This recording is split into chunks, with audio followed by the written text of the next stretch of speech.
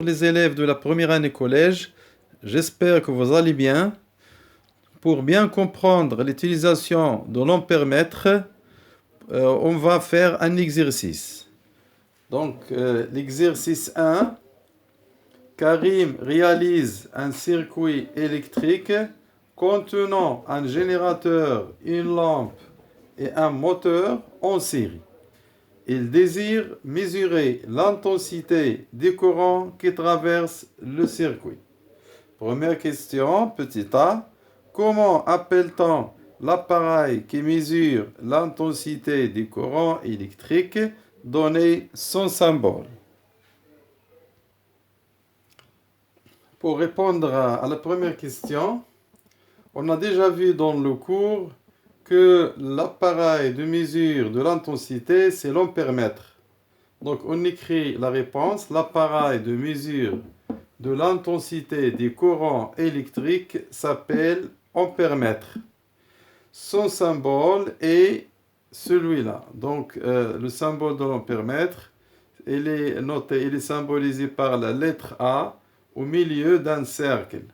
L'ampèremètre possède un pôle positif plus et un pôle négatif noté COM. La question B, comment se branche cet appareil dans un circuit? Donc on a déjà vu dans le cours que l'ampèremètre se branche toujours en série. La deuxième question, représentez le schéma du circuit en précisant les bornes de cet appareil, c'est-à-dire les bornes de l'ampèremètre.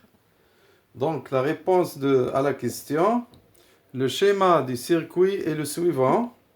Donc nous avons un générateur, il est symbolisé par la lettre G. Il possède un pôle positif et un pôle négatif. Il est branché avec la lampe, c'est ça. Et le moteur, c'est ça. Et ça, c'est l'ampèremètre. Donc l'ampèremètre est branché en série avec les différents dipôles. Mais il ne faut pas oublier que la borne positive de l'ampèremètre est branchée du côté de la borne positive du générateur et la borne négative symbolisée par COM est branchée du côté de la borne négative du générateur. Donc, on peut représenter le sens du courant par une flèche comme ça. Donc cette flèche indique le sens du courant qui sort des pôles positifs du générateur et entre par son pôle négatif. Donc le courant traverse l'ampèremètre de la borne positive vers la borne négative. La troisième question, la photo ci-dessous est celle du cadran de l'appareil utilisé. Calculez la valeur de l'intensité du courant, sachant que le calibre choisi est C égale 3 ampères. Donc voilà le cadran de l'ampèremètre qu'on a utilisé. On voit que l'aiguille indique la gradation 22. Donc petit n égale à 22.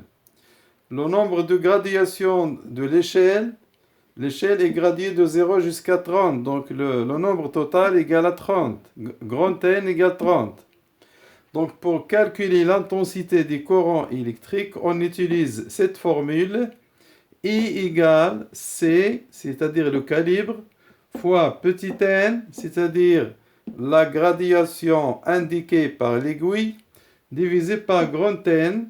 Grand N, c'est la dernière gradation, ou bien c'est la gradation la plus grande. Donc on fait les calculs et on trouve I égale à 2,2 ampères. La quatrième question, Karim permute les positions de la lampe et celles du moteur dans le circuit comme l'indique le schéma ci-dessous. Donc comme on voit ici, on a changé la position des moteurs avec celle de la lampe. on a permuté les deux dipôles. Est-ce que l'intensité du courant qui va circuler dans le circuit va changer ou non? C'est-à-dire, l'intensité du courant, est-ce qu'elle va augmenter, ou bien diminuer, ou bien rester la même?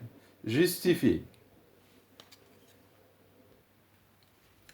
Donc, pour répondre à cette question, on voit que même si on change la position des moteurs et celle de la lampe, tous les dipôles restent en série comme le circuit, comme dans le circuit initial. Donc l'intensité du courant ne va pas changer. Donc la réponse, c'est ça. L'intensité du courant va rester la même car les différents dipôles sont toujours en série comme dans le circuit initial. Donc merci pour votre attention et à la prochaine vidéo.